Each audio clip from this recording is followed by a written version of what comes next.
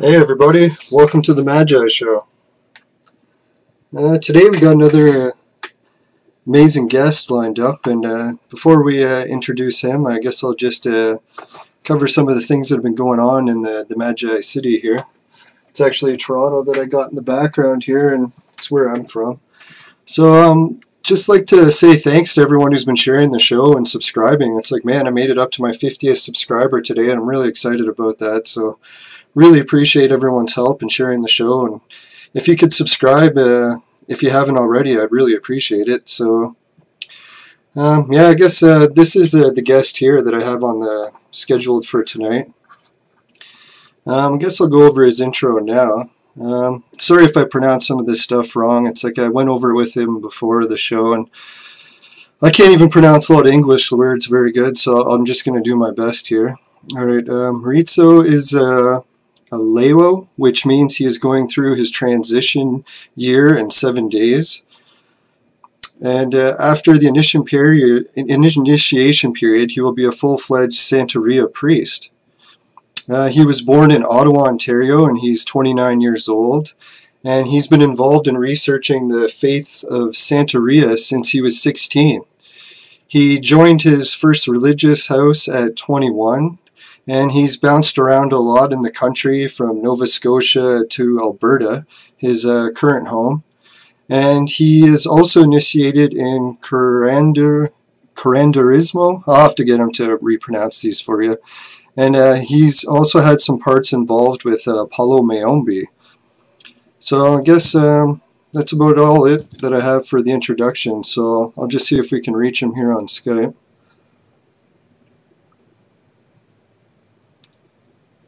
All right, are you there? Yeah, I'm here. How's it going? Oh, good. Yeah, thanks for holding there for me. Yeah, no problem. All right, so I guess the first question I had lined up for you today, I'll just say welcome to the show, and nice to meet you too. Yeah. How did you reach this point? Like, not only how did you get onto the show, but what led you to the faith, or how did the faith find you, so to speak? Well, pretty much the faith found me, and it's usually most of the cases of these practitioners in our faith, you're usually born into it. It's very rare to have the faith find you, and if you're meant to walk the path of Orisha worship, then they will find you. But just a little background story about how it found me was pretty much I was 16 at the time, so it's like 13 years ago, okay. And pretty much I was going through feeling like a little bit sick and stuff, not knowing what was really going on. And I had a lot of gifts and such, spiritually speaking. Wow. And my mom's friend was Cuban, and she had all these things in her house that were really strange to me and whatnot. And she had some spiritual things to help me out. She said, she's like, your son is not sick of natural causes. What's going on is he's being plagued by spirits and things, and I suggest you heavily bring him to Cuba to have him deal with some people that deal with the Orisha faith, and they'll be able to help him out. So, yeah, that's of course, incredible. my mom made the sacrifice to go down there. I got my first reading done, and it was pretty much telling me that that the faith was for me. And they did a lot of ceremonies to take away all these things that were bothering me, and I felt way better. Like, the change was like night and day, right? Wow. And of course, I did a lot of research for the whole span of pretty much 5 years. Did a lot of research before I actually found my first religious house in the States. And one thing led to the other. I had my pitfalls, and I fell down a couple of times, not having the right teachers and stuff. But that just makes you stronger, of course. And I did find the right house, and everything led me to a lot of sacrifice, a lot of saving up of money and stuff, and being able to get the ceremonies. Sometimes I had to repeat the ceremonies over again because I had lost things that happened because of misfortunate situations, right? So okay. But yeah, it found me, and it's a very beautiful faith that's extremely misunderstood. Yeah, no, I can relate to that. It's like whenever you're trying to follow your dreams, if it's a faith or another project you're working on, it usually involves a lot of sacrifices, right? Yeah, as we said, the first thing I was in my religious house is it's a lot about blood, sweat, and tears, pretty much. When it comes to any faith, pretty much that you're dealing with. Yeah. Yeah, and I do got the chat here open on the page now, so if anyone wants to ask questions during the show, just go right ahead. I won't be taking any extra Skype callers, but the YouTube chat should be sufficient for tonight, I think. Yeah. Okay. Did you want to jump right into your slides, or maybe go over the website about more information on Santeria? Or? Yeah, I can open it up right now. Just give me 1 second. Sure.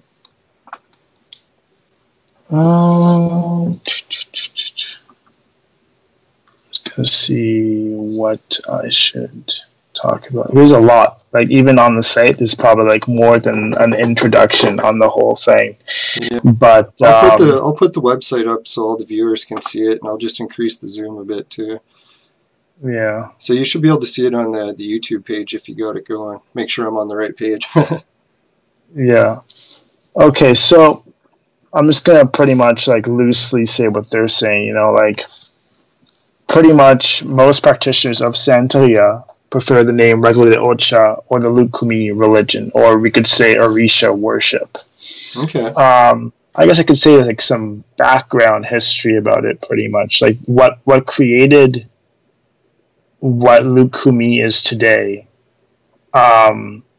is the fact that it was a slave trade with Africa that brought the slaves from Africa to the Caribbean, Cuba being one dense area where they formed the Lukumi faith. So you got all these tribes that were at war with each other. Yeah, and has that a language too? And their languages were a little bit different, but I think they had a common rooted language. At least I know with the language that hit the island was the Yoruba language, so it was a Yuba tribe. And if I remember correctly, the Yuba tribe is made up, I think, of like 7 or 9 plus different tribes. Don't quote me on that. But pretty much they had distinct differences on how they worshipped, and people were born into the faith. So it could be like you could have one whole entire household village, and they're called to be crowned by one Orisha. Okay. And then if it comes up that, let's say, they're supposed to be crowned a different Orisha for whatever reason, they would go to a different village and they do a lot of apprenticeship. Like pretty much like back in the day in Africa, you would live with your mentors, your teachers and stuff. You'd help around, you know, like whatever menial tasks you'd have to do. Of course, now in the West where we live, that's a little bit harder to do. Yeah, no kidding. Yeah. So I guess the name comes from a Spanish term that loosely translates to devotion to the saints, or Santos? Yes. Santos, yeah, which is another word for saints, pretty much. So yeah, there was a guy that I knew in elementary school from Portugal, and his last name was Santos, so I guess maybe that's a connection there. Possibly, yeah. What was I going to say? Yeah, of course, everyone pretty much knows, or if they don't know, it's the faith had to survive with the slave trade, where there was a heavy influence of Catholicism. Wow! So they took. It's almost like, I guess you could. I want to parallel it to Hinduism just for now. Sure. Because with Hinduism, of course, you've got different deities, but they have different incarnations. They have different avatar paths. Yeah. And it's the same. It's in the same thing with our faith. We have our divinities that have different avatar paths. So like there's a Legua, and there's pretty much like 400 plus 1 Orishas is what they usually say. Okay. Which pretty much the plus 1 means that there could be a chance that God the Creator, Alofi, Olodumare, whatever you want to call it in our faith, would create another Orisha for whatever reason. So is there like a certain Bible for this religion, and it's similar? Does it include like the Old Testament, or how does that work? Well, the thing is that there is use of Catholicism in some parts of our tradition. Yeah. It's almost like a subsection of the tradition that came about with, I don't know if you ever heard about like Spiritism. Do you know, like Allan Kardec, for example? He's known to be the father of Spiritism. No, I haven't heard of that before yet. He's like a French guy, from what I remember. I think he was like from France or something. Okay. And I think they through his books, they talk about how he was in a past life like a druid or something. Wow. And he starts writing all these books, being a medium, talking about spirit communication, pretty much. Yeah, I researched the druids quite a bit, so that's pretty wild for me to hear. Yeah, so just like how the druids have their nature worship, we have our nature worship of all the plants and everything. Nice. So it's very, very like earth-based and very much in balance. And of course, the ceremonies are very sacred, and they bring a lot of balance into your life and a lot of direction. Right? Even though I was kind of going on a path with the Spiritism thing, what I was mentioning about the Spiritism with Allan Kardecism, they talk about a lot of Catholic prayers.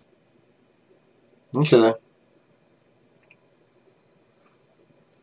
Yeah, I think you just cut out there for a second. I'm going to check the Skype stream. You know, seance. So.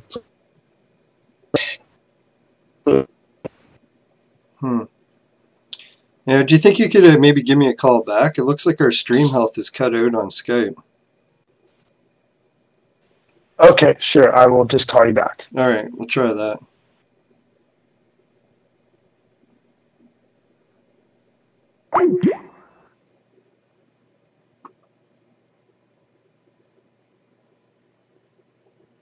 Yeah, sorry about that, folks. Every now and then Skype seems to cut out a little bit, so I figure rather than continue with all the dropped frames or audio bits that we just reconnect here. Yeah, let's see. Maybe I'll try calling him, or is he calling me?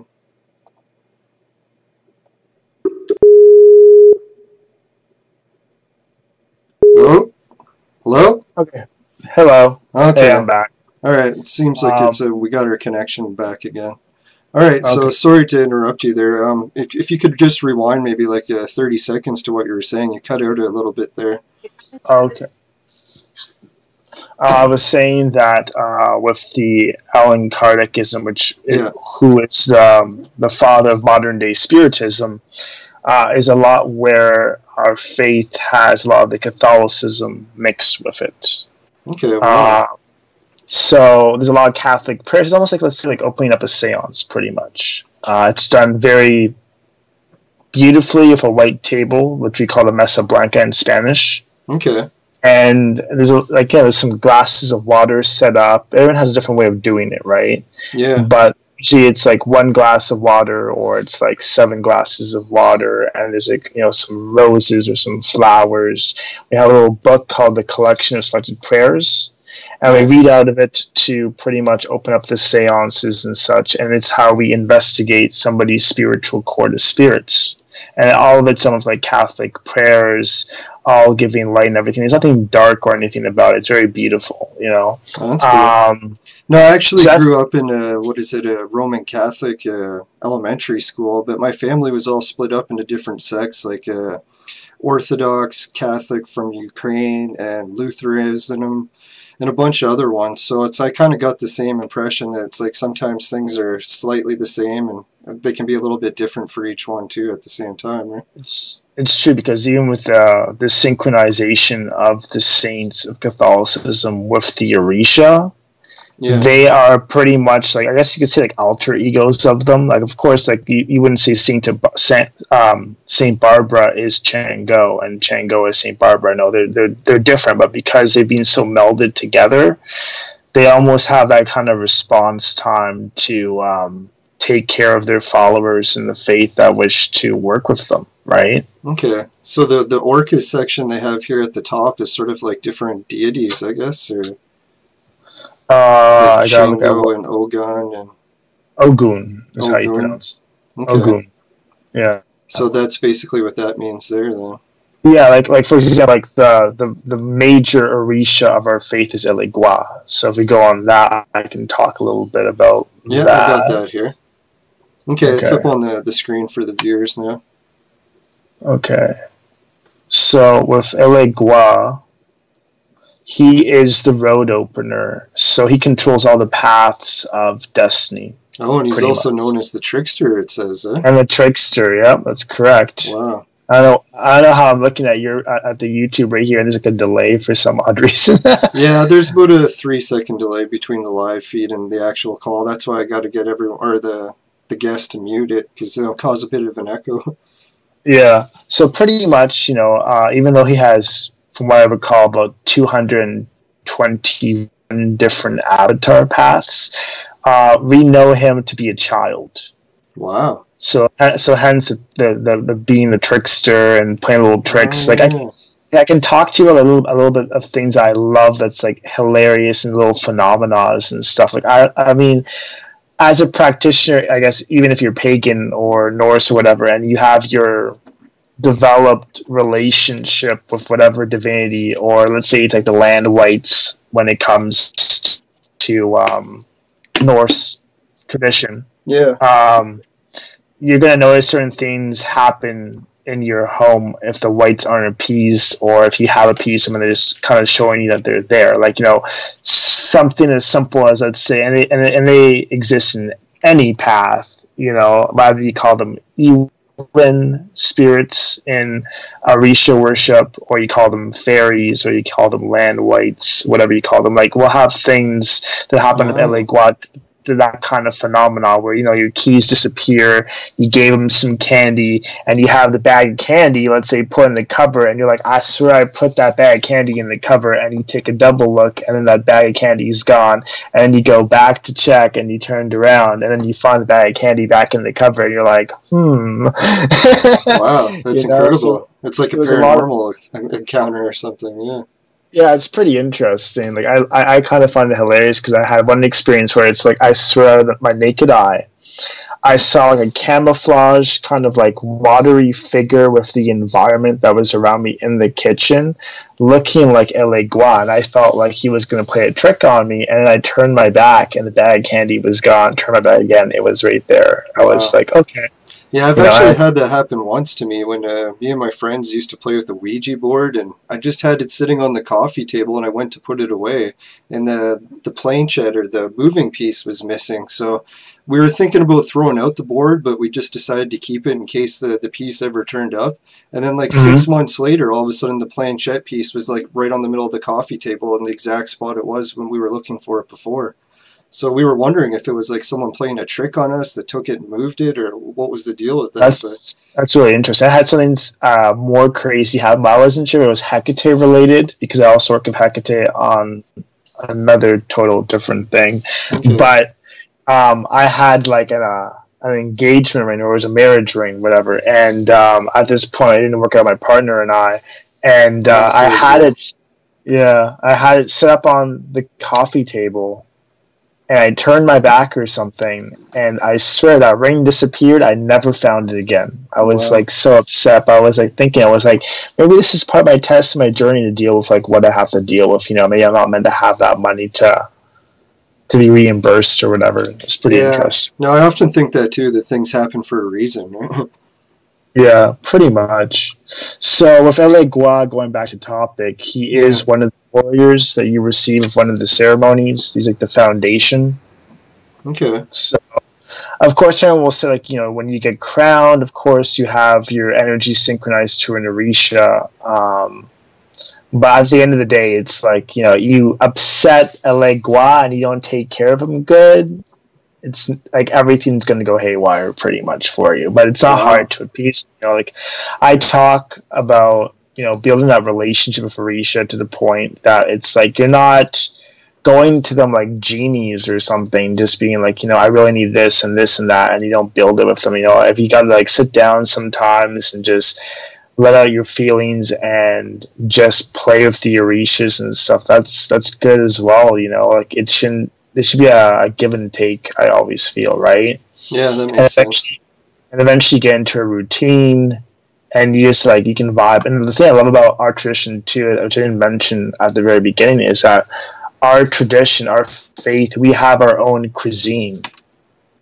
Okay. Like, it's completely different, say like Mexican, or let's say like Jamaican or whatever. It's like we have our own cuisine, and we cook. That's the thing I love about it. We cook for our Orishas. Wow. So there's like a component with even in the food you're eating. Yeah, it's pretty cool. So that you could eat the food while you have an offering for them, and that's kind of like a communal thing. Like that's what I would do. You know, if I was gonna make something for an Orisha, whether it's like, let's say like Elegua loves guava, for example. That's like the one thing that if you offer him that, it's like you should expect some quick results, and he's gonna be very, very happy. He loves candy too, like rum and tobacco. Yeah. It's pretty awesome. You know, like I love it. Just No, it's neat that the First Nations people always offer tobacco also to the Great Spirit, right? And I've seen a lot of things with the Cree tribes and stuff because they believe in animism, and there is animism when it comes to our tradition, you know. Wow. So a lot of like parallels there. Yeah, and I've also noticed things like what else would there be? Like there's like if you look at like you were asking before about like our Bible and stuff. I didn't really go into detail. Like we don't necessarily have a Bible, but we have like it's an oral tradition, right? Not many things being written down, but now that it's like modern day times, we've had it written down. But everything you're gonna learn is hands on and through word of speech, right? So in some ways we do have a Bible. It's pretty much of the oracle called Dilagoon, or you could say, because different sects we have too, right? We have Ifa, for example, but something totally different, but still kind of goes parallel with the tradition. And they use like a divining chain, or they use the King nuts. But again, I'm going a little bit too far ahead. But pretty much like the information that's access of the oracle gives you direction in life from. Usually it's Elegua speaking, or if it's Ifa speaking, it'd be Arumala speaking. Which Arumala is known as a very wise Orisha who witnessed creation and is known to be an Orisha that talks about prophecy and whatnot. Wow, that's cool. Yeah, I always like to hear the different creation mythology. Is it relatively the same, or? I want to see if they actually have the creation, because I can kind of like roughly go over it. Sure. I'm just checking the Patakis and Proverbs, because Pataki pretty much means it's like a story, a sacred story. Okay, I'm just looking more on the site right now. Yeah, there's so much information. I'll put the link to this website in the description at the end of the show, so if people want to check it out, they can. There's so much here. I don't think we could cover half of it in the show. Right? Yeah, there's a lot of pretty much it's like as Catholicism has its metaphors of like Bible verses and whatnot, we have our metaphors and everything with a lot of like life wisdom when it comes to our sacred stories. And one person I'm going to give a total plug-in if somebody wants to read up more about my tradition is this author Ocheni Lele. Okay. And there's he has a book called Dilagoon Tales of the Natural World. He has a book called Teachings of the Santeria Gods. We have like what you would consider, I guess, to be like our Bible called it calls it the Dilagoon. It's a big fat red cover. Pretty much costs like $50-$60 pretty much in our currency. All right, so maybe I'll add a link to him in the show notes after too. Yeah, he's like really well known in our faith, and like I actually like have like some people that are kind of like associated with him and stuff, so it's pretty cool. Nice. For the creation story right here, because I know how it pretty much happened. Yeah. Okay, I can kind of read this, I guess. I need something to read. Sure. I'll just kind of. So it says the Yuba tribe of West Africa has a myth about how they were created. So, in the beginning, there was only the sky above, water, and marshland below. The chief god Olaroon ruled the sky, and the goddess Olokun ruled what was below. Obatala, another god, reflected upon the situation, then went to Olaroon for permission to create dry land for all kinds of living creatures to inhabit. So he was given permission, so he sought advice from Rumala, oldest son of Olaroon and the god of prophecy. He was told he would need a gold chain long enough to reach below, a snail's shell filled with sand, a white hen, a black cat, and a palm nut, all of which he was to carry in a bag. So all the gods contributed what gold they had, and Arumala supplied the articles for the bag. Isn't it interesting that gold is in there? It seems like that's always in almost every ancient culture, collecting as much gold as possible. Right? Yeah, it's really interesting. Because that's something different that I didn't even really like hear of my version of it, because like, you could have the same, like, let's say folk tale or pataki, and there's a little bit of a twist for it, because everyone has different lineages and stuff, and they have a different way they were told, and they have their interpretation, so it's pretty interesting. Yeah. No, the Anunnaki texts that I like to study a lot, they're always about how the gods were always after the gold. I know. So this is when all was ready, Obatala hung the chain from a corner of the sky, placed the bag over his shoulder, and started the downward climb. When he reached the end of the chain, he saw he still had some distance to go. From above, he heard Irumala instruct him to pour the sand from the snail's shell, and also immediately release the white hen. So he did as he was told, whereupon the hen, landing on the sand, began scratching and scattering it about. Wherever the sand landed, it formed dry land, the bigger piles becoming hills and the smaller piles becoming valleys. So Obatala jumped to a hill and named the place Ife. The dry land now extended as far as he could see. He dug a hole, planted the palm nut, and saw it grow to maturity in a flash. The mature palm tree dropped more palm nuts on the ground, each of which grew immediately to maturity, and repeated the process. So Batala settled down with the cat for company. Many months passed. He grew bored of this routine, and he decided to create beings like himself to keep him company. So that's where we come as humanity. Yeah. He dug into the sand and soon found clay with which to mold figures like himself and start on his task. Yeah, there's the clay thing again, too, from the Sumerians also, right? Isn't that interesting? Yeah. So he grows tired and decides to take a break. So this is where we're gonna talk a little bit more about things that we always have questions of when it comes to creator people, like why are there problems on Earth and stuff, right? Yeah. So, of course, just like with the Norse, they love to drink. So he made wine from a nearby palm tree and drank bowl after bowl, not realizing he was drunk. So Batala returns to his task of fashioning the new beings, but because of his condition, he fashioned many imperfect figures. Hence, people who have like mental defects and I guess like mental issues and whatever else we can really think of, right? People that are challenged. Yeah. Yeah. So, without realizing this, he calls out to Olarun to breathe life into his creatures. The next day, he realized what he had done and swore never to drink again and to take care of those who were deformed, thus becoming the protector of the deformed. So, wow. The new people built huts as Obatala had done, and soon Ife prospered and became a city. So all the other gods were happy with what Obatala had done and visited the land often, except for Alokun, the ruler of all below the sky. So she had not been consulted by Obatala and grew angry that he had usurped so much of her kingdom. So when Obatala returned to his home in the sky for a visit, Alokun summoned the great waves of her vast oceans and sent them surging across the land. Wow. So, wave after wave she unleashes until much of the land was underwater and many of the people were drowned. Those that had fled to the highest land beseeched the god Eshu, who had been visiting, to return to the sky and report what was happening to them. So pretty much here they asked for an offering, pretty much, that had to be done. Yeah, so we got the Great Flood almost in there too, in a way, right? Yeah, pretty much like with the whole, almost like the Epic of Gilgamesh kind of deal, right? Yeah, geez, there's so many parallels here, it's incredible.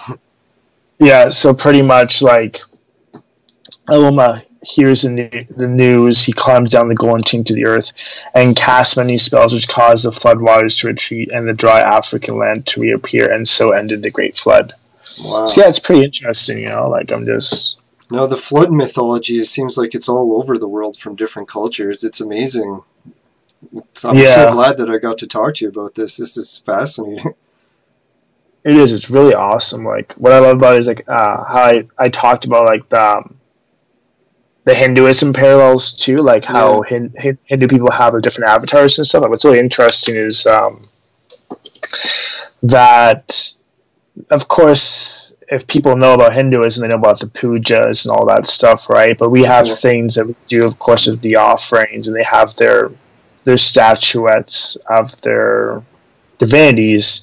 Well, we have ours too. Of course, ours are living, breathing, physical shrines. But what I want to say is, like, like there's very little you can do to cause great change, and one of our main tenets that we work with is is prayer, which is mojuba, which is like we have an oracle that we can talk to our divinities. Okay. And we use, so it's, again, the New World, the slaves from Africa had to adapt, where they used to use, I'm trying to think what the word was. It was called kola nut. They used kola nut to talk to Orisha and have very big, important life decisions to be explained with a simple, like, yes or no answer. Yeah.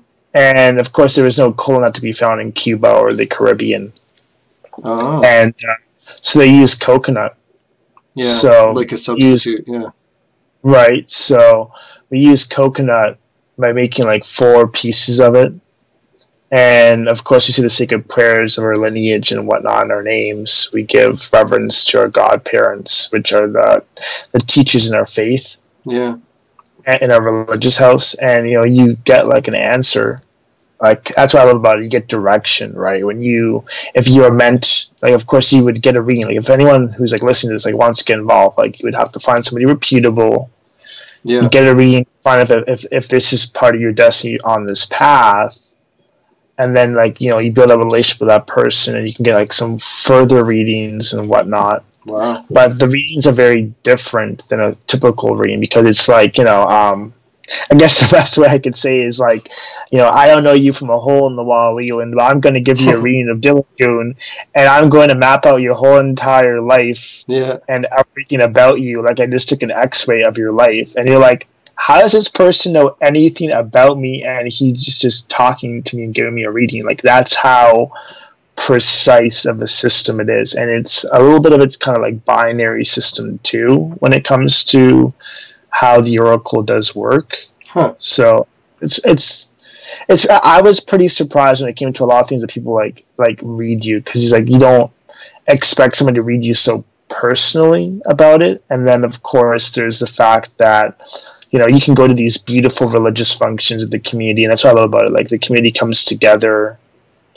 They all, like, cook food together, and there's a lot of music, and we have our own music with the drums. Like, we have the sacred Bata drums, right? And I tried to find a good music clip for the show today, but everything I kept finding was copyrighted, so I didn't want a chance putting it on there in case it got our video flagged and removed. So maybe next time, if you're coming back on the show, we could get a clip to play. So that'd be pretty awesome to hear. It was like a sort of like a tribal sounding song, I guess, or like, it's very much tribal. Lots of drums is what it works, is because of the drums. They're so sacred, and they say that the drums are more, I guess, ancient than the Orisha. Wow. And the drums call down the Orisha. So it's like, you share your consciousness when you get crowned as a priest in the priesthood, or from the Orisha. That's like, you're married. You're marrying this divinity for the rest of your life, to guide you, to protect you, to help you out, to cry whenever there's a problem. And if you're lucky to be, a mouthpiece, or like what they call like a horse for the Orisha, you'll be able, to, your consciousness kind of sits in the backseat, and then Orisha will come forward and speak forth and give messages to people and save people's lives. Not that can't be done with the spirits that have crossed over when it comes to a Misa setting with the Espiritismo I was talking about. Like, they all go hand in hand, right? Because you have a saying that's like the muerto para el santo, which means like the dead. Pretty much it's saying like the dead can stop and halt the ceremonies for Orisha. Wow. But at the same time, if there was no dead, there would be no Orisha. Yeah. Because if you look I was just going to say, it's neat that you mentioned, too, that the drum beats were calling down the gods. It reminds me of the Mayan mythology, how they used to play the ancient ball game, and the sound of the ball bouncing was so, like, called the gods down, too. So it's almost like a drum-type sound. That's really interesting. I've never heard about that. That's so cool. Yeah. It's like another parallel there. Just sorry to interrupt you. Yeah, continue. No, it's okay. But yeah, it's so wonderful, because if you read a lot of these stories, you'll see like a lot of stories about how the Orishas came down and lived human existences. You'll learn about again, like what I pretty much consider like our Bible, you know, our Dilagoon oracle, which is with the things that we read about. But even though it's kind of like a Bible and it's a lot of wisdom in there, it's pretty much all circumstantial to what's going on in your life when you get a reading. Okay. But the real Bible pretty much is like, you know, you get your sacred ceremonies, which are beautiful, and you get life readings, right? So you get direction in your life, because everyone, you know, always complain, why is my life so difficult? You know, like I can relate to that question. Yeah, so I mean, following this faith is like it's not like it has to be blind devotion, but it's like pretty much like if you choose not to listen, you know, you're causing yourself more problems. When it's like outlined like in your little Bible, your Ita. It's like you shouldn't have done this because it'll cause more problems, and you're like, okay, I understand now. Yeah, it's sort of like if you figure out what the plan the Creator has for you in life, if you stay with that plan, things are going to go relatively well. But if you vary off that path, then it's going to be a rocky road, right? Yeah, and then one last thing I wanted to mention was like doing the Ocha ceremony, which is the crowning ceremony, brings a lot of health and stability into a person's life. Okay. So there are people, I've heard stories of people who've had like stage 4 cancer, children that have autism, that have never spoken a word of any language or dialect in their life. They end up getting crowned, and then all of a sudden it's like they're able to speak again. They've got no more sickness, you know, and these are like, you know, things that we know that there's not really like a relative definite cure for, and then all of a sudden it's like it's relieved and stuff by the Orisha. Yeah, that's incredible. Yeah. Yeah, and before we get too far on, too, I know that you mentioned before when you were talking about the creation story about the breath of life part of the story, and I was just thinking, it's like, man, my family had a Anubis amulet that we came across. I don't know if any of the viewers can see it, or it's on a picture here on the studio. And it's like Anubis was involved in the breath of life ceremony too. It's like in the afterlife he would, I guess, add the breath of life to people so that they could speak after in the afterlife. Oh, wow. Yeah, then this amulet, I was trying to figure it out for the longest time what it was, and Anubis's mouth is open in it. And it's not really as common in the Egyptian mythology, but the Phoenicians had it that way. So, yeah, it's almost like another parallel there. Oh, that's cool. So where did your family get that from exactly? I'm just curious now. Yeah, it was actually my godmother. She was, like, just when she was a kid, she found it in the ruins of our family farmhouse. And the family farmhouse was already really old at that point, so we, like, I guess a few hundred years. And it was like early on in Canada's history, and she found it hidden in the back of a warming oven in a place that only a kid would be small enough to crawl into. And it was weird too, because it was stored in a way that matched what the Egyptians said and how to store it. So I'm actually supposed to bring it down to the museum in Toronto so they can take a look at it. So far I've had 3D printed copies made so I could show it to people, but I don't want to carry the original around with me just because it could be priceless for all we know. It's true, yeah. No, but so it's at least over 50 years old, and the test we had down in Toronto showed that it was like a special type of stainless steel, and that's really rare for something that old too. So there could be something to it, or maybe it's just like a trinket that someone made and hid. Maybe one day I'll get to the bottom of it. Yeah, when you do, let me know. Yeah, I've wrote a few blogs about it for Adept Initiates, so if anyone wants to type that in, maybe I'll include it in the link in the description too. Or you can just message me about it. If you want a copy of the file, it's like any library these days will be able to 3D print you one for free usually. So yeah, I'm hoping more people make copies and find out like more about it. Maybe we can get down to the bottom of it with help from other people too. The other thing I want to mention is just like one clear up one misconception about our faith, because like Sure. pretty much everybody comes from the outside seeing that it's very like a prosperous, rich environment of a faith, but the faith is pretty much all about balancing yourself, walking a righteous path, and it's like it brings so much balance to your life. It brings so much clarity. Like every time you get a reading, it's pretty much like, this is what's wrong with you, so it's in conflict with yourself. This is why you're having issues. You need to correct this part of your personality, or you have to correct such and such, like it wouldn't be personality, it'd be like personality and actions that you do, right, that hinder your growth on a spiritual path and on the path of your communication with the people. Because of course it's very like, it's a very spiritual, beautiful path, but at the same time there's a lot of talks about energy, right? Yeah. And when we have the oracle speak, it's the Orisha speaking through universal energy signature signs, right? So I look at that very much so with like the Norse and their runes, right? Because you've got like your 24 or some people will say 25th rune, but I don't even like the but again, like with the runes, they'll tell you like, okay, this is universal energy, and you can work with. The cool part with the runes, though, is that you can work with those energy building blocks of the universe to manifest change into your life, right? So, and in some ways, I've heard the same thing can be done in our tradition, but I haven't come across how that's really done. Oh, neat. Yeah, I did some work with runes when I was a teenager, but it's been quite a while since I've looked into them. Yeah, we just got a message from the chat room, too. One of our listeners, Daniel, is just saying, hello, guys, great show. So I just thought I'd read that out for everyone. Awesome. Yeah, so hopefully... Yeah, I mean, this could be like a topic that could...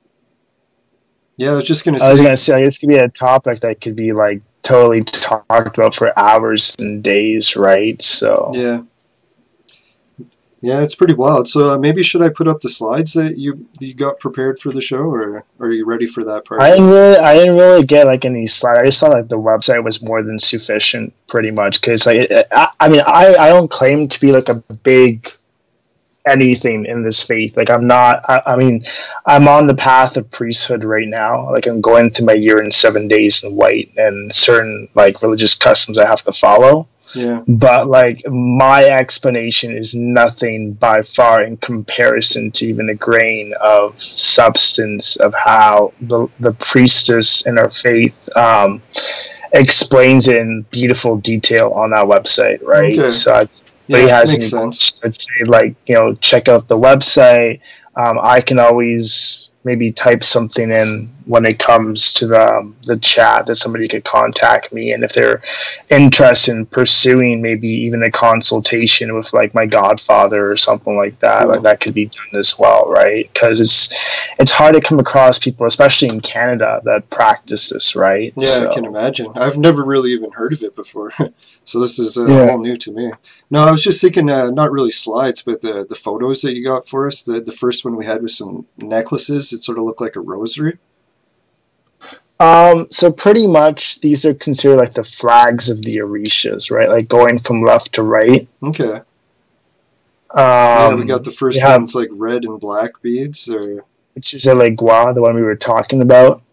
The second one is Obatala, the one who created pretty much the earth and humanity, right? Okay.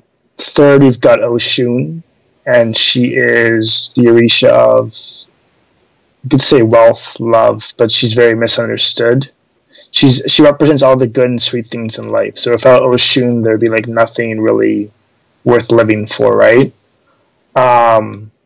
We've got right with the blue and the clear white necklace there, the fourth one. Yeah. Oh, the blue and white, yes. Yeah, that's Yemaya. So she's, from my understanding, she's pretty much like goddess of creation, Orisha of creation. And there's stories about how the Orishas came out of her womb. And then we have at the right the red and white. Yeah. Chango, which is the Orisha of, well, pretty much he's known to be a fighter.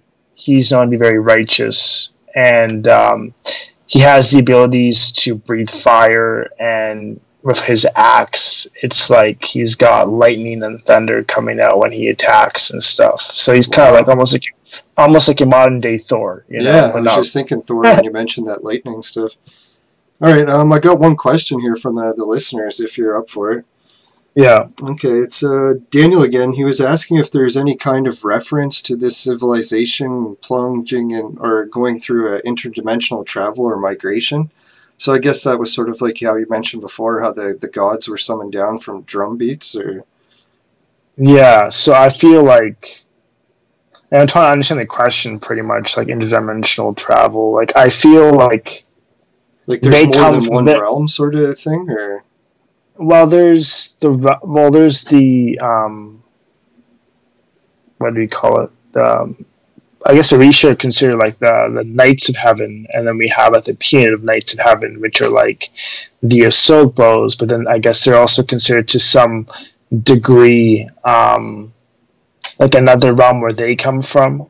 Wow. And then they have their look what I'm trying to say. They have their role on Earth to pretty much give us our hardships, thinking they can wipe us out, but in reality, what happens is that with our hardships, we build and we grow as a civilization, creating beautiful, wonderful monuments and literature and music and whatnot, right? So yeah, that's actually that winged disc symbol that I have on the desktop there. He has his hand raised as a symbol to show that mankind is going to be, like, the difficulty will be raised to the point where it's supposed to challenge us to grow and evolve, sort of thing. Right? That the Earth isn't going to be an easy place to live on. I would not think so. I feel it's a very difficult place to live on right now. I know the last few months have been kind of rough for me, just with family health problems and stuff, so it's like I can definitely relate to that. Yeah, I guess if we wanted to go on maybe to the next slide, we got that what is it, a face that's wearing a crown? Yeah, so this is a representation of Elegua. Elegua, okay. Yeah, so that's the trickster road opener, the most important Orisha pretty much in our pantheon, because if you don't please him, everything will go south, and you don't wanna make Elegua unhappy. Wow. But again, it's like you scratch his back, he'll scratch yours. Like, he's a wonderful Orisha to have around. Nice. Right, and the next one that we had is it looks like a cauldron, sort of like with a dagger in it and some more tools. So that is actually interesting because the cauldron is the home of these two Orishas. One's represented in there. They're both hunters. So let's give you a background story to actually make it make sense and be like, why are there all these tools and stuff? Why are there all these little weapons and things? Yeah, this has actually been the focus of my research for the past few months, and I was dying to hear what your culture has to say about it. So it's amazing how many parallels I've seen already between the components of it. So pretty much it's like there's two hunters that had a problem. So I'm just going to tell you the whole story, right? So there's two hunters that had a problem. One is Ogun, which is like a blacksmith. Oh, nice. Sort of like he would. Yeah. So with Ogun, his weapon and his tools, the machete, right? So he could cut down the grass, but he can't hunt anything because he's making too much noise. All the animals run away. Yeah. Then there was Ochozi, who used like a bow and arrow or a crossbow, whatever. Yeah. And at the same moment, he can shoot down the animals like no problemo, but then the problem becomes, I can't get past this high, tall shrubbery and grass. Wow. And so what happens is they both separately go on an occasion to go talk to Rumula. So once again, the story of the guy, the Orisha of Rumula, comes into play because he's very wise, and he asks the oracle. And he tells them both, you guys have to do an offering and leave it here by the woods. And he tells them both to go to the same spot. Both come to the same spot. They realize their weaknesses and their strengths together. Yeah. And they're like, okay, and unity creates strength is what they talk about in our tradition. Where it's in our universal energy sign, it would be called like a Gunda Masa, right? Wow.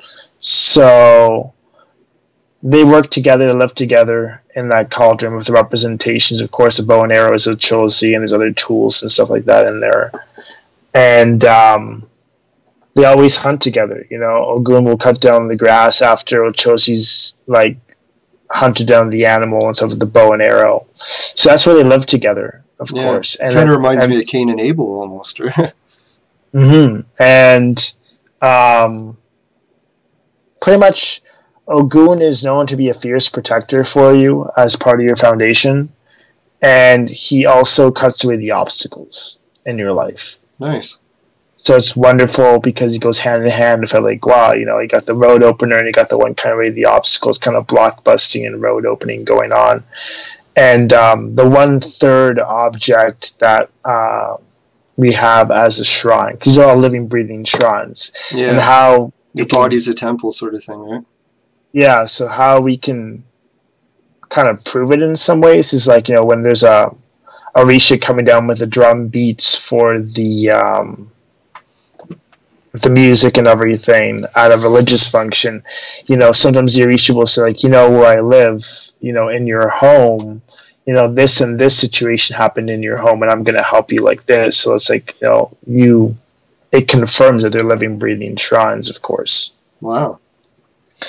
And the third one is a chalice there, which is enclosed with the rooster on top. Yeah. Now, the thing I love about this tradition, this faith, this walk of life, is that we have a way of knowing before anything could happen to us before our time. So what that means is that, let's say somebody was throwing, let's say, like heavy witchcraft at us, or there's something that's going to happen that's going to deal with a health scare that we could possibly die. Yeah. That chalice is usually put up top at the highest elevated point in your house. And if it falls down any shape or form or tips over, you know that you have to go consult your godfather and do certain ceremonies to make sure that you're aligned properly, that you have no health problems and everything's going to be okay. No kidding. Yeah, isn't it wild? It's like so many... I was just going to say, so many traditions always put the bird at the top of the sacred tree, and then each culture seems to have a different bird in that place. It's neat how this one's like it's a hen, right? Involved in the creation myth, where he was the one who scratched the surface, right? Well, this is a little bit different. This is like a story about how, like, his name is Osun, so he's like a sentry guard, right? So of his story, he was like always watching out for things and supposed to be telling, I think it was like Obatala, or supposed to be telling like one of the creator gods, the ones who created the Orishas, right? And something happened like that, he didn't do what he was told, or someone made him fall asleep, or he fell asleep, and then like a whole bunch of situations happened. Okay. So it's like he's just placed on there, and he's like one of the main components for our foundation, right? Like, again, it's very sacred, and it's very beautiful what Orisha can do for a person, right? If that is their path. I mean, it could be like not your path, and you could go to a priest in our faith, and you could be like, I have problems going on with pregnancy or something, right? Yeah. And I'm not saying like our faith is like a magic pill that solves every single issue, but you know, people come not being able to have children, they come to us, we divine with our oracle, and people get pregnant. Like, people, again, many health concerns get alleviated. Not saying that one has to be for priesthood to get those health problems taken off of them, you know, but... Yeah. No, it's fascinating that it does seem to work in a lot of cases. Jeez. No, yeah. I guess, did we cover how that connects to the cauldron then, or was that still coming up?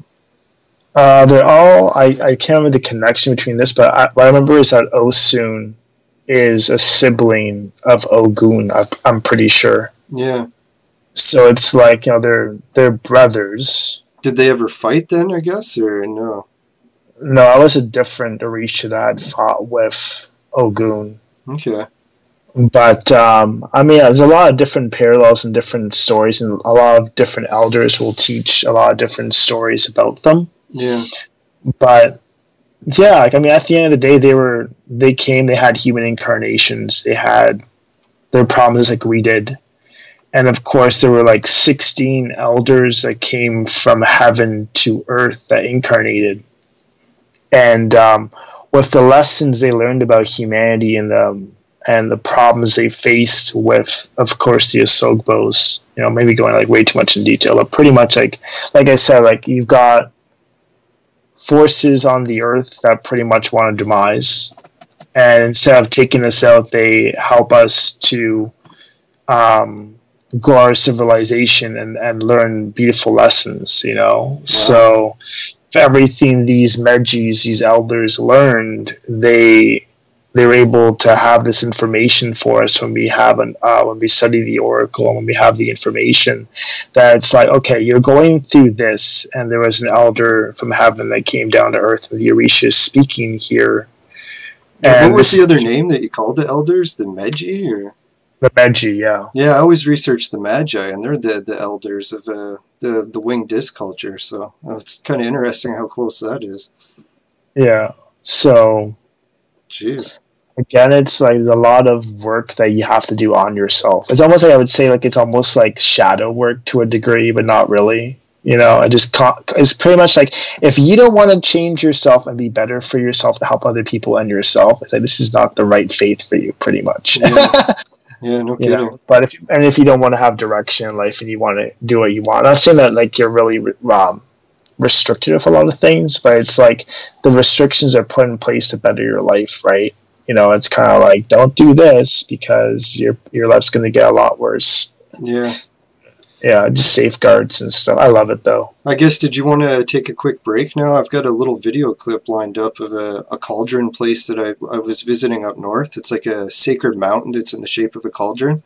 I was just hoping maybe I could show you the video and give you a chance maybe to catch your breath, because we've been going on, I guess, almost an hour now. Oh, yeah. All right, so you're up for that break then? Yeah, for sure. All right, I'll just play the video, and it's not very long, maybe just a minute or two, and then we'll get back into the conversation when we get back, folks. Here's the video.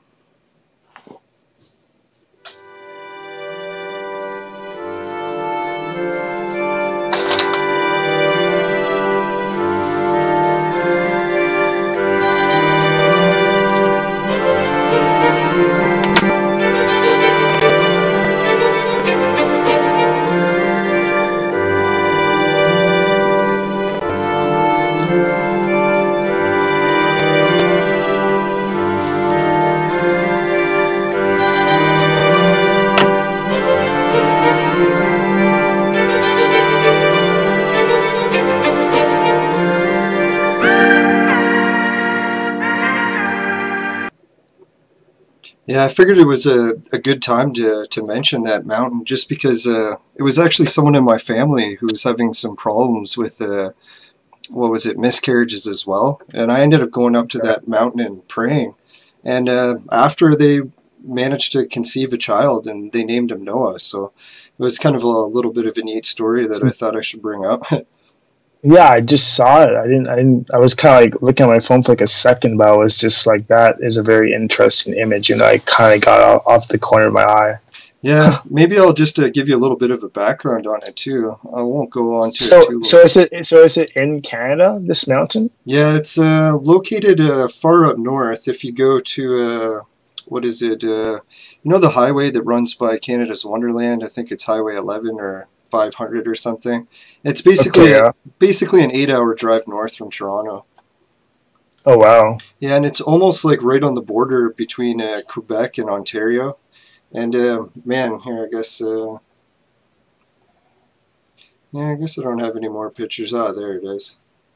No, this mountain's kind of neat too. I'll bring it up on this so everyone can see it. It's divided right in the center, almost like two pillars. And these two pillars are found in Freemasonry a lot, so I thought that was a kind of neat thing about the Holy Mountain.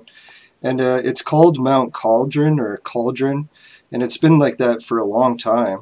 And it's shaped like a cauldron. Oh yeah, and then the First Nations people, they have an ancient tradition that this was a holy place of sacrifice as well. So it was interesting that these cauldrons and sacrifice themes keep coming up over and over again, right?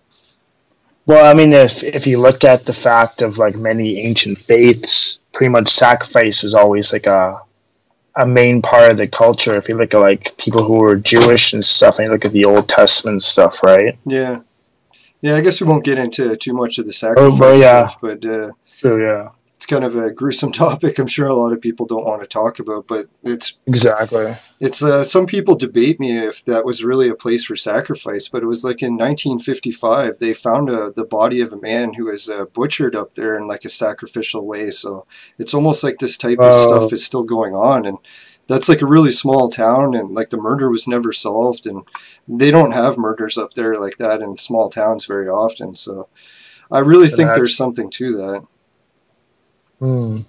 No, and then I was going to show a couple of the other slides that I got too. I guess maybe if you want to hear a little bit of my background, is how I got involved in this stuff is my grandma was a dream psychic back in Ukraine. And then I ended up having an encounter with light beings that some people even called tricksters, angels, fairies, that sort of thing.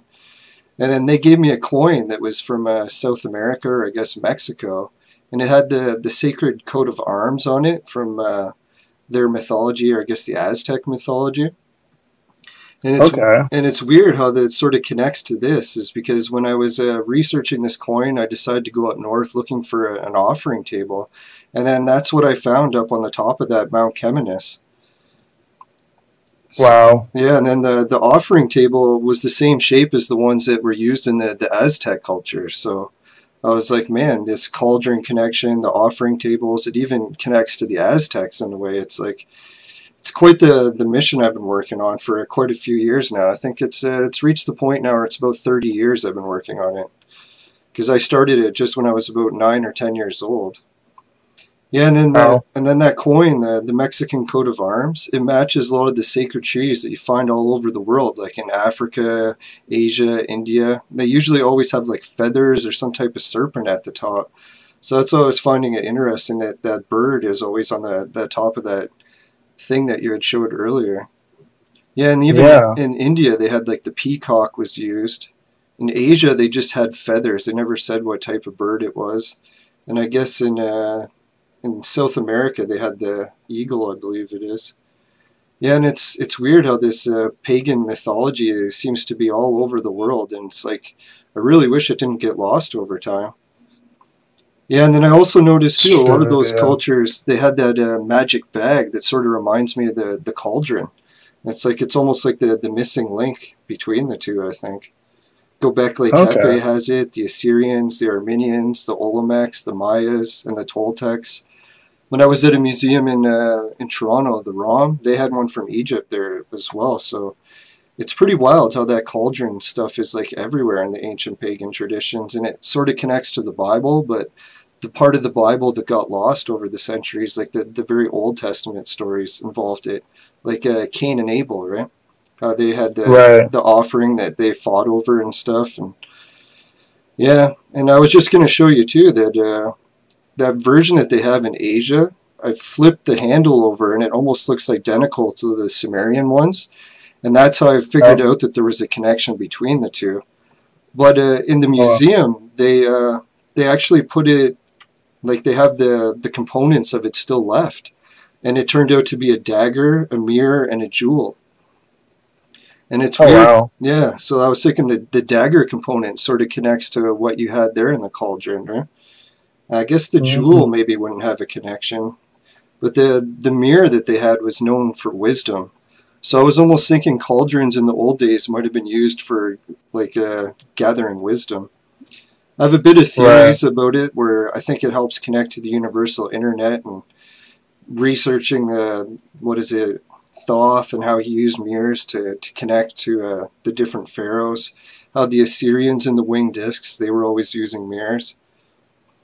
But yeah, what was I going to finish with that? Oh yeah, that cauldron imagery is actually in the lake next to that sacred mountain. There's like almost the shape of the lake looks like a shaman holding up a cauldron, and it matches that found in the Olmec times as well. So it's like, there's so many coincidences, and some people are wondering like, how does the image of a cauldron get like put in nature like that? But there's a story from the rabbit on the moon. I don't know if you've ever heard of that before. Or...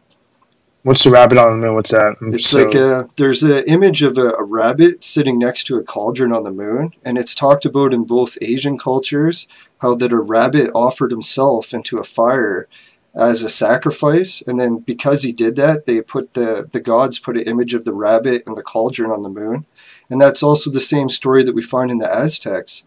That another rabbit there offered himself into a fire to save Quetzalcoatl. And after that, the gods drew an image of a rabbit next to a cauldron. So if anyone's ever like wondering if they want to see a cauldron in nature like you find in the lake, all you have to do is look up at the moon.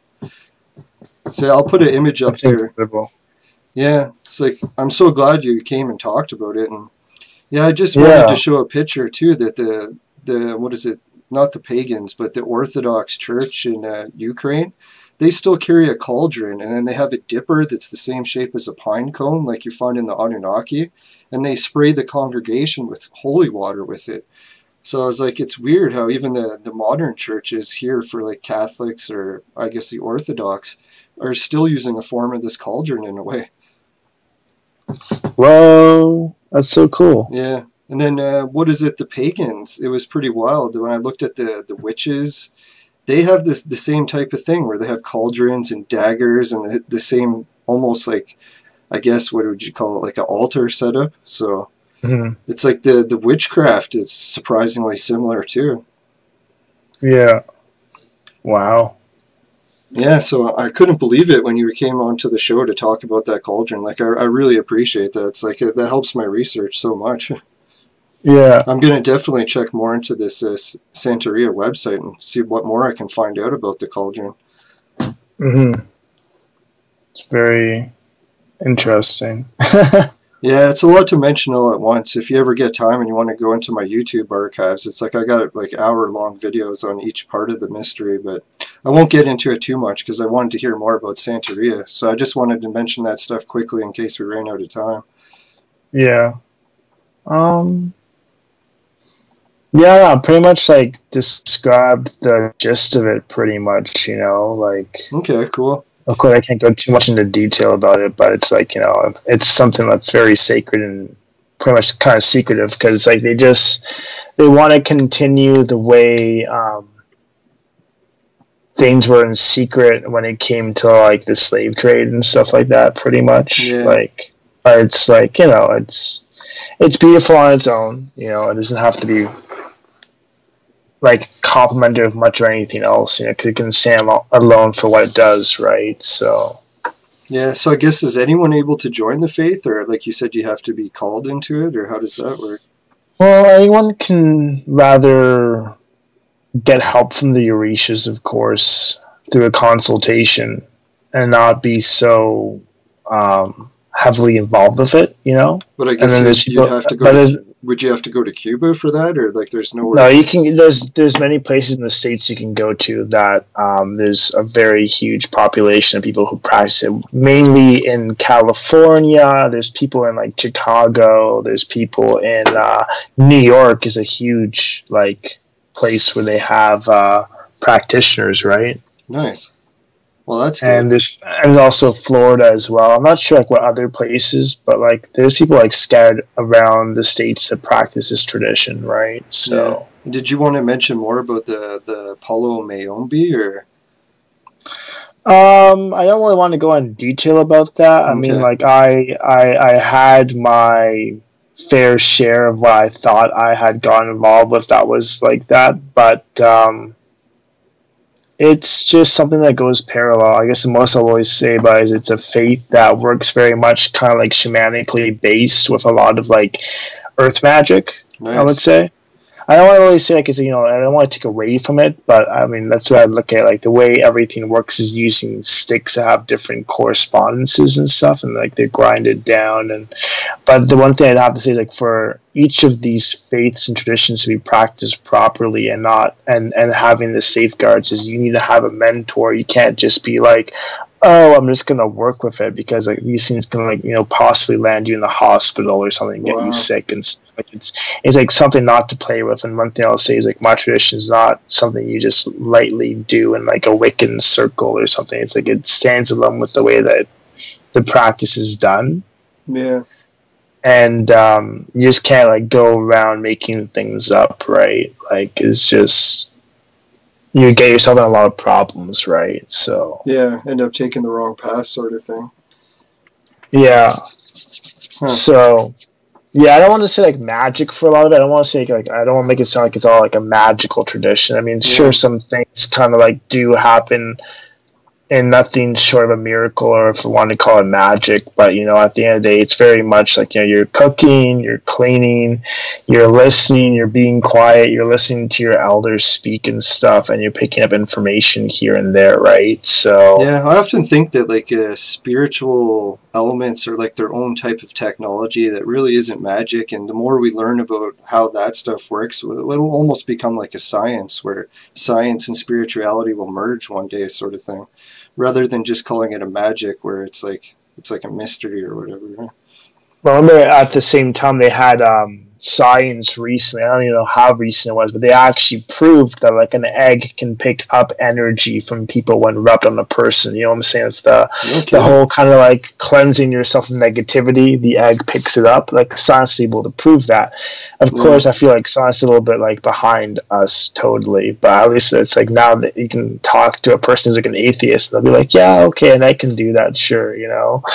Yeah, no, it's neat how the First Nations people have a prophecy of like 7 generations, and after that we're going to come into like a new enlightenment for understanding all this spiritual stuff that's sort of gotten watered down over the years. So it's like I'm really happy to talk to people about different faiths and stuff to see if we can start clearing up some of the muddied waters and maybe help some of these prophecies come to fruition, because who knows, maybe it is our generation that's going to see it come to pass, right? Yeah, with the whole like rainbow tribe and everything, because I mean I've had some things done with shamanic practitioners. A really good friend of mine, Rick White from Calgary, he helped me out with some things and stuff too that I was going through, because I've had the ancestor spirit in Native terminology latched on to me that was just causing chaos continuously in my life, and they did what they had to do with the sweat lodge and everything, and they were able to remove it, you know. Wow. Like that guy's like incredible person who he's like learning different like ways of working shamanic traditions, whether it's from like South America or like no, you mentioned the shamanic thing. Is there like a certain drink or a shamanic plant that Santeria uses, or? Well, we have with like some things we go on. Like, of course, like I said, there's plants we use very much so, but yeah, depending what has to be done in a consultation, they might tell you to drink something with the plants, you know, and usually we call that omiro, you know. So neat.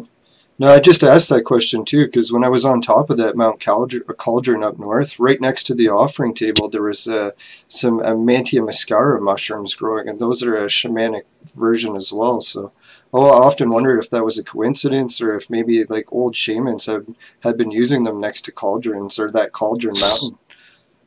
So are those mushrooms like a hallucinogenic mushroom, or are they just... Yeah, you have to be careful if anyone's thinking about trying them because they're actually really toxic unless you know how to prepare them just right, and I don't even know all the legal issues about doing it, so I don't recommend getting into it unless you have someone who knows what they're doing, sort of thing, right?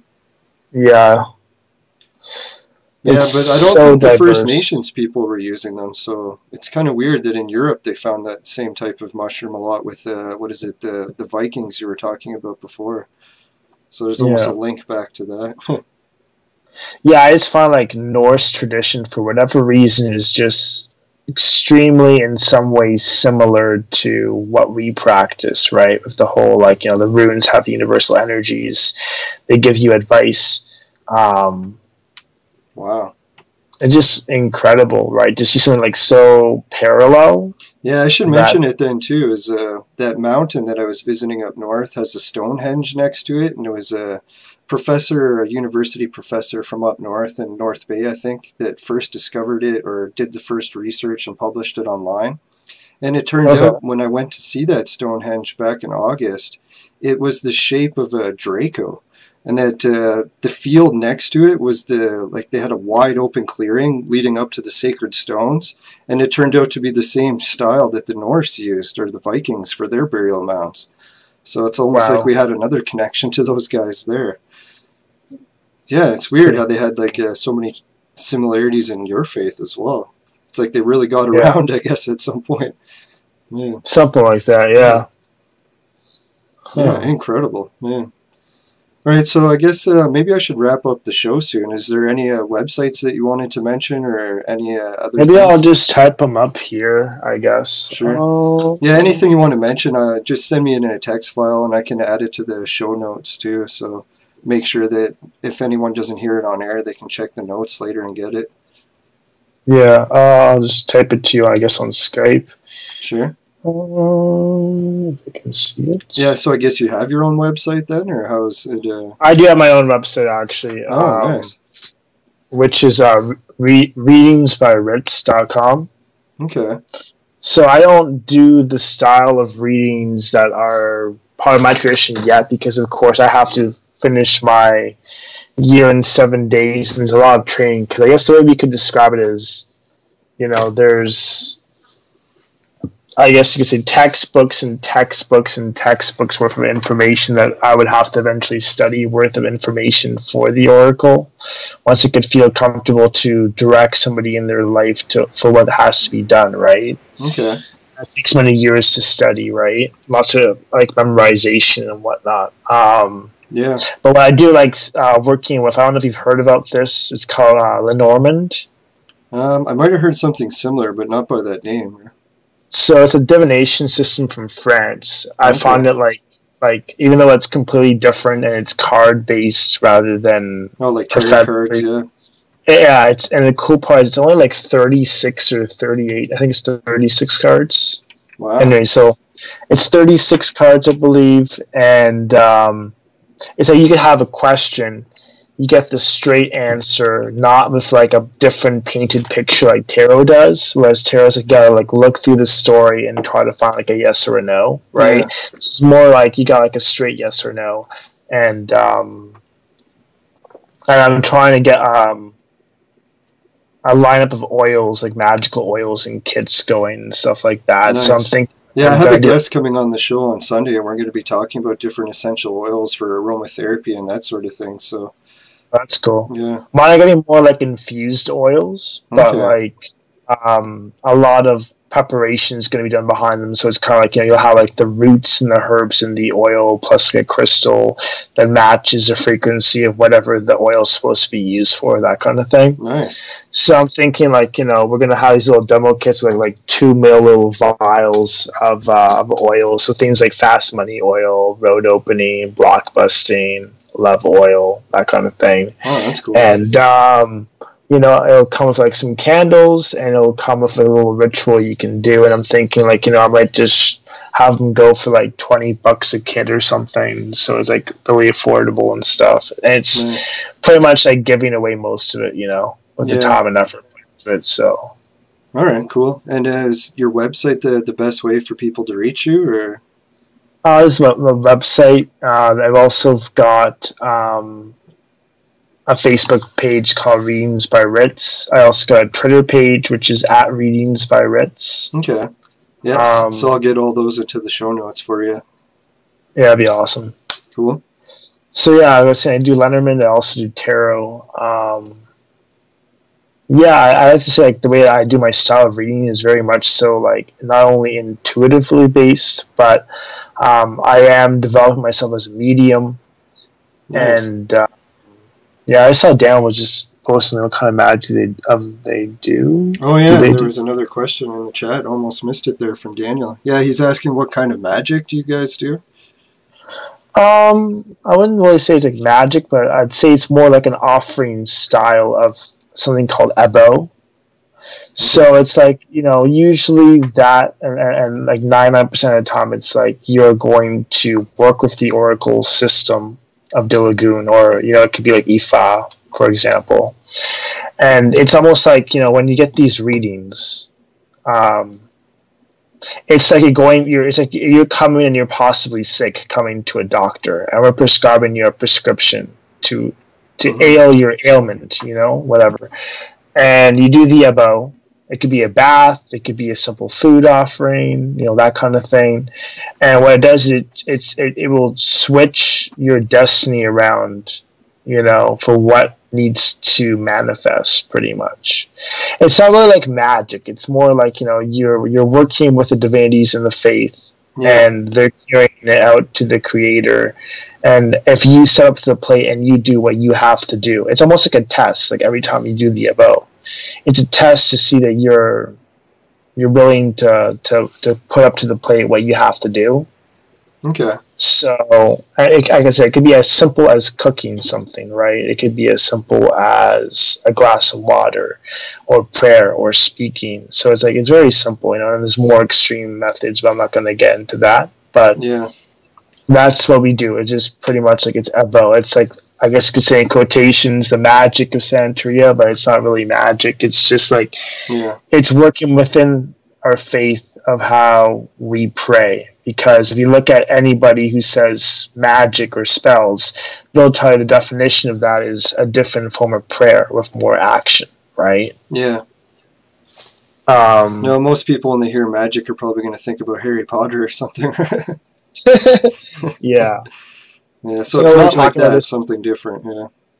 I was thinking our topic was before we just switched over to what he was saying. We were having like a really good conversation. Yeah, you were mentioning the other things that you offer on your website, I think it was. Oh yeah, so I do Lenormand, I do tarot. I can do like baths, home cleansing, stuff like that. Yeah. So I also do things like little mojo bags and stuff. So I'm a little bit diverse. I try to not mix everything together, everything's separate. Like I'm waiting till after I'm going to be done my year and 7 days of being yellow and then becoming a full-fledged priest to eventually get things going to I'll be going to Victoria to I guess I'll be silver corded. So I'll be like one step below priesthood when it comes to Hecate. So it's like I'm kind of putting that on the back burner right now and trying to focus on my relationship with Theoresia and stuff. But it's like, it's very interesting because the way she came to me was last summer. I am in Rick's like meditation group circle, which they have in Calgary. I don't know what he's doing now because some of those shops like closed down and stuff. All right. Anywho, like I'm going through a shamanic journey, and I'm getting Hecate pretty much like egging me on with her power, being like, "This is what I'm able to do," and I'm claiming you as my child. And I was like, "Oh, I'm like definitely know my soft spot right there." So it's like, okay, so I've gone with her, and it's a lot of like shamanic journey I do, a lot of talking to her and some simple offerings and stuff, and it really does work for me as well. But I'm trying to put that on the back burner for now. Yeah, well, I hope everything goes well for you. Maybe if you have time, you can come back on the show. You're welcome anytime. It was really nice to meet you. Learned a lot in today's episode, that's for sure. Yeah, it was kind of like all over the place, but I like the way it went, so I'm pretty happy. Yeah, I'll make sure to get a copy of the show to you. It's going to be probably up on YouTube, maybe 5 minutes or so after the end of the show. And if there's any problems with it, I'll do some editing. But I think it went pretty well today. We didn't have too many drop frames or anything like that. Yeah, and it pretty much explains it in the light that I have gone through. That it's like, of course, I'll say there's good and bad in every faith. You're going to find good people, you're going to find bad people, but it's part of the experience. And it's like I like to say, the journey is the destination. Yeah, it's all about the journey. Yeah. Okay, well, good talking to you, and maybe I'll have a chat with you after we get off, I guess. I'm just going to have to eat dinner because I'm starving. Okay, yeah, thanks for staying on the show for so long. I think we ran almost to an hour and a half there, so really appreciate your time, and I guess take care. I'll talk to you off the air then. Yeah, for sure. All right, have yourself a good night. Yep, you too. Bye. Take care. Wow, folks, was that an amazing show or what? I can't believe how much that I learned about the cauldron there, and I'm going to be checking out all Maurizio's website information and stuff. It's like, I think I'm going to have to listen to this episode 4 or 5 times to try to take it all in. Yeah, I guess I'll just wrap up the show now so that it doesn't go on too long. Yeah, I appreciate all the viewers asking questions during the show. That was really awesome. Thanks, Daniel. Hope we answered them all correctly and didn't rush them too much on you. And oh yeah, I should mention this Sunday I've got another guest coming on at 7 p.m. And her name is Leilani. Sorry if I said that wrong. And we're going to be discussing tarot cards, divination, spirit communication, spell work, blessings, chakras, aura cleanings, aromatherapy, essential oils, and enchanted items. So maybe I'll get a chance to talk a little bit more about the Anubis amulet here. Alright, thanks for watching, everyone, and yeah, please subscribe if you can and share the video with as many people as you can too.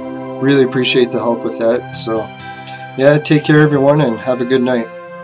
Bye-bye. The Magi Show was brought to you by the Milky Way. I fucking hate this galaxy.